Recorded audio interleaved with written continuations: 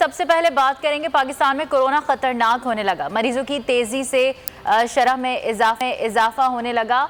मुल्क में एक दिन के दौरान मजीद 7,678 अफराद मोहलिक वबा से मुतासर हो गए। एनसीओ 3% रही। एक दिन में 59,343 टेस्ट किए गए। मोहलिक वबा से मजीद 23 अफराद इंतकाल कर गए। मजमूई तौर पर मरने वालों की तादाद 29,065 हो गई। 961 मरीजों की हालत अब भी तशवीशनाक है। पाकिस्तान में कोरोना खतरनाक होने लगा। मरीजों की शरह में तेज़ी के साथ इजाफा देखा जा रहा है। मुल्क में एक दिन के दौरान मजीद 7,678 अफराद मोहलिक वबा से मुतासर हुए हैं।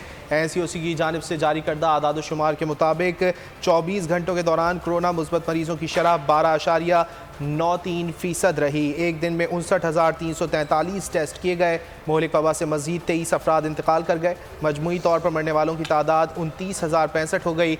961 मरीजों की हालत अब भी तशवीशनाक है।